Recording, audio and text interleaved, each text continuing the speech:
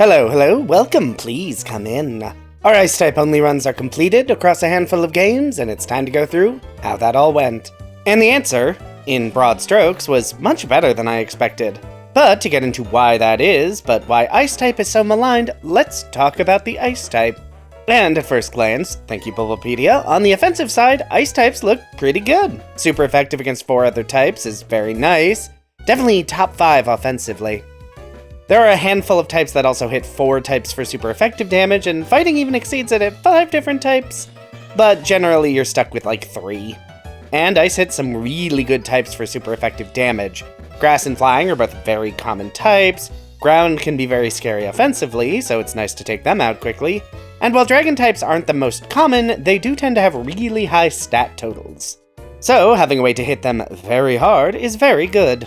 Especially with how many Dragon types are also Flying types. Seriously, 4 times damage is really nice. The resistances are less good. Water is the second most common type, I think. Maybe it's third? Not certain. Anyway, there are too many of them. Steel already has a ton of resistances, and Fire is rarer.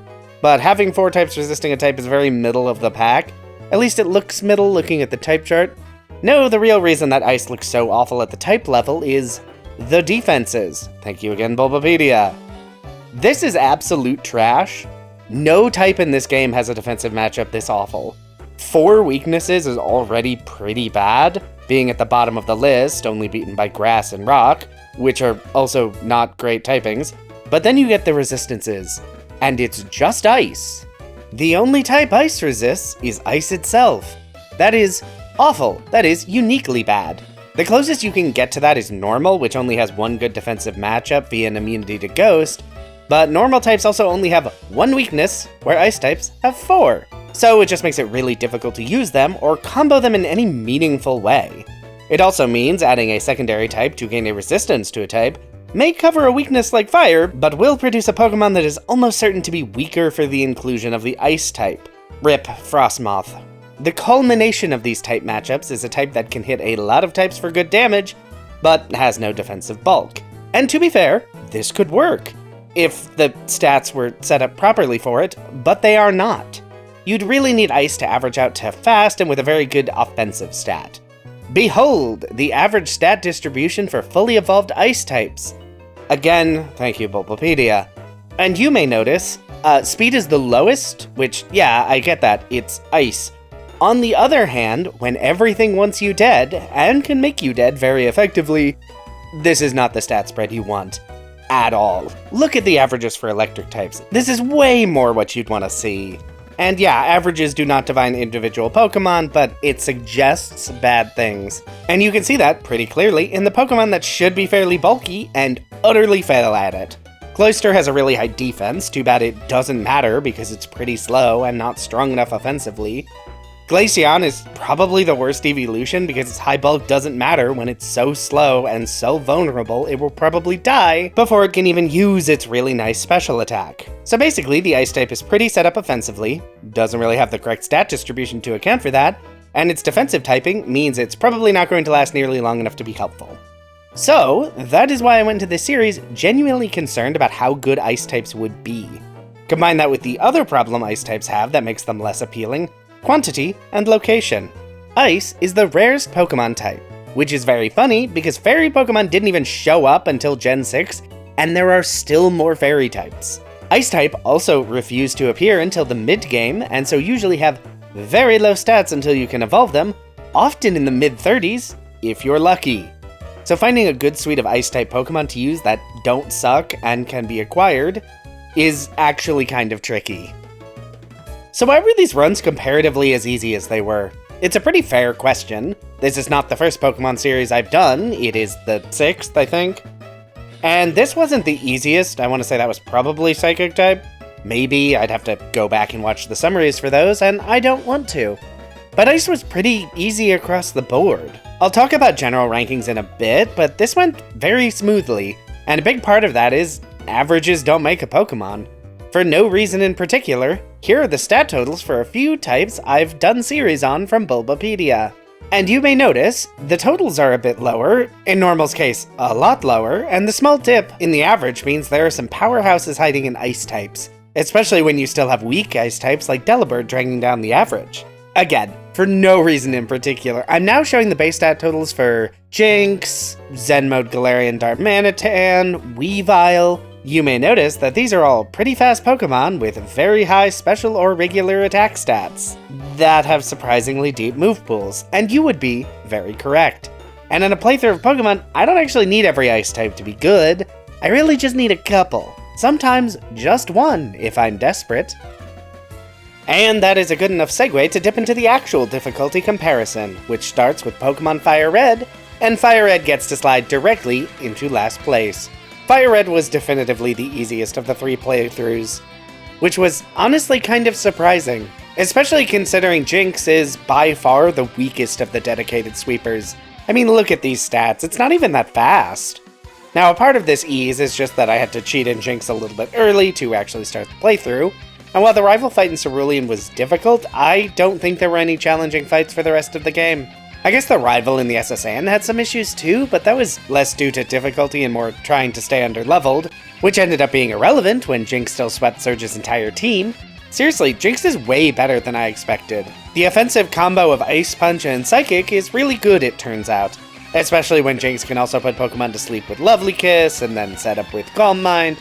This one strategy carried me through most fights. Even after Jynx's lower base stat total would have otherwise been an issue, Psychic and Ice just don't overlap offensively, so having both types was really good.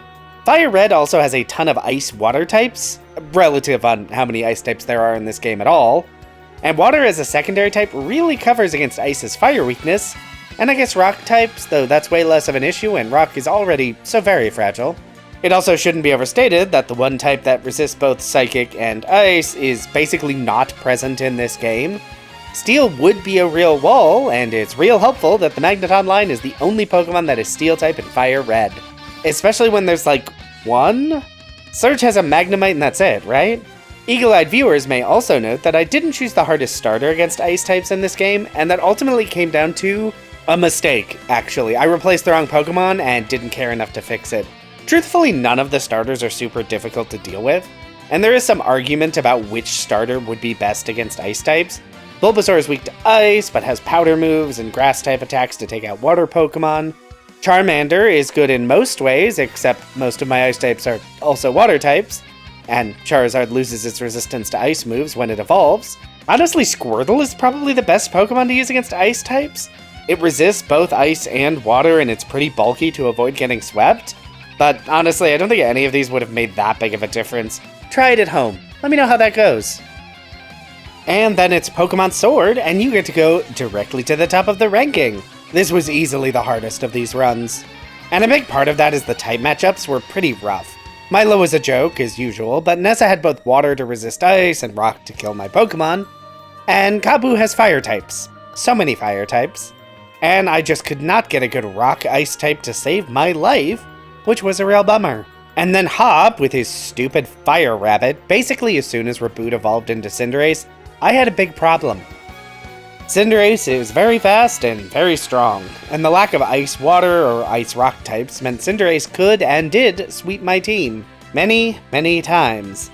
This was helped by Alolan Ninetales getting agility, though bluntly, a lot of the difficulty with this run was a bit self-inflicted. I had a Darumaka from near the start of the game, and could have gotten one basically immediately. Combined with an Ice Stone to get Darmanitan, and this run would have been much easier, much sooner. I'm not really sure why Galarian Zen Mode is so much stronger than regular Zen Mode, but even base stat Darmanitan has really good offenses. It is pretty frail though, and then 135 speed and 160 base attack, which is stupid. Combined with Belly Drum to set the whole thing up is wild. Darmanitan is so strong it warped my strategies from that point forward. The question became, how can I get Darmanitan set up? And if I could figure that out, the rest of the fight would be a breeze. And finally, we arrive at Pokémon Violet, and that gets to fit snugly into the middle of the difficulty ranking. Violet really does just scream middle of the road in difficulty. As established, there are some pretty strong Ice types in this game, and having Terastallization means I can remove the only downside Ice types have. It's not a full cure for the issue, since most Pokemon have a Terra type matching their existing type, but that ended up not being a huge issue here.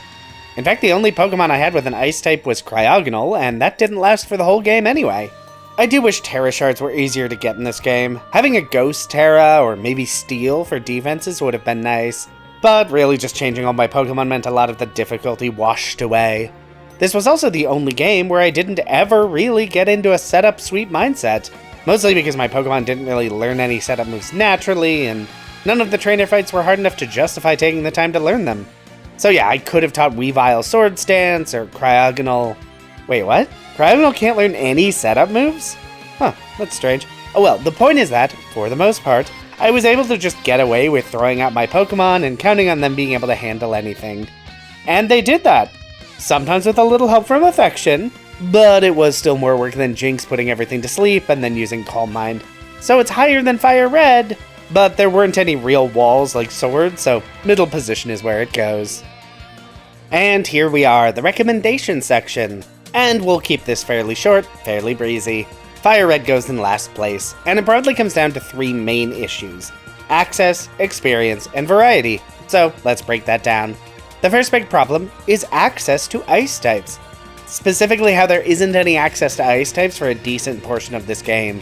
The earliest you can get any Ice types is after you get the Super Rod, which isn't until you complete Lavender Tower, so basically 4 gyms in. That's a lot of game to not do a challenge in.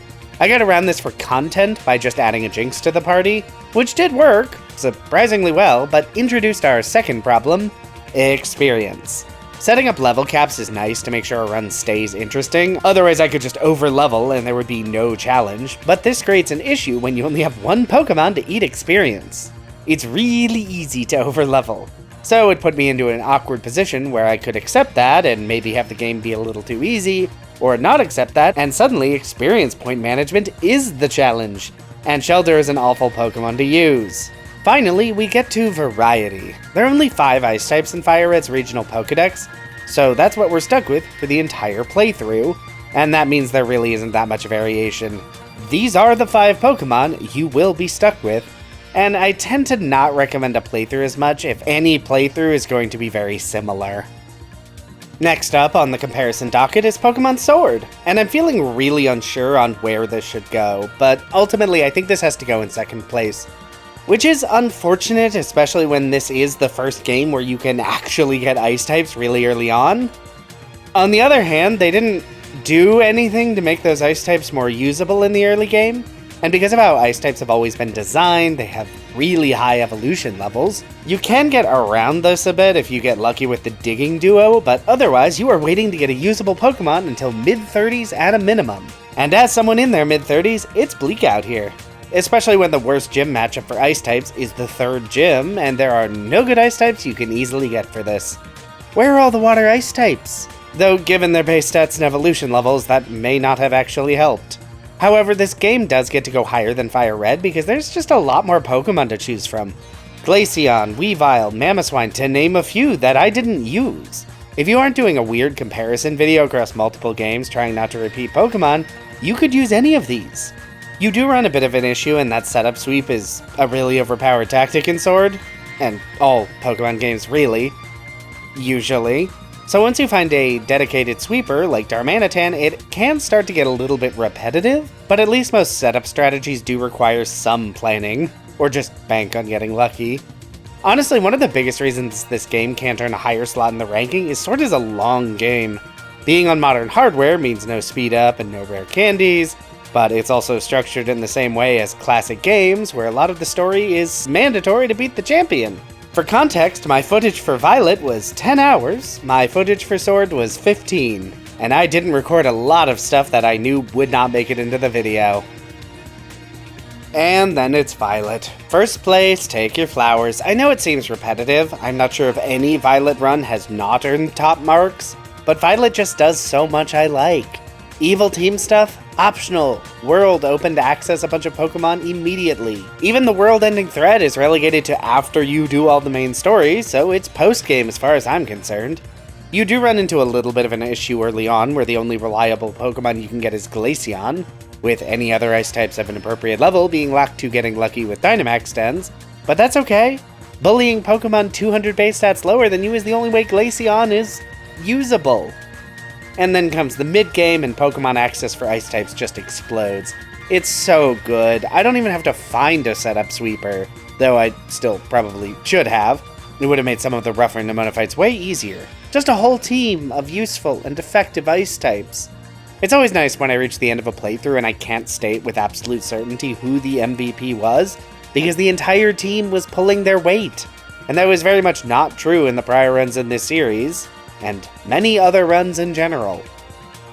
And that is it. Pokémon Games beaten with only ice types. And that was way more fun than I expected.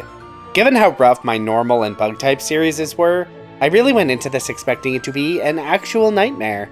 And there were some rough patches. Cinderace, mid-game Nemona, the SSN.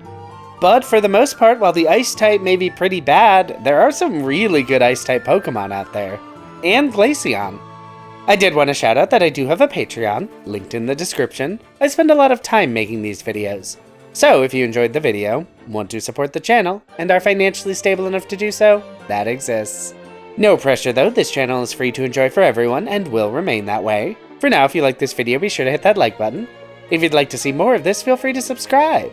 Hey, maybe leave a comment if you have something you'd like to say. But whatever you decide to do, have a safe trip home.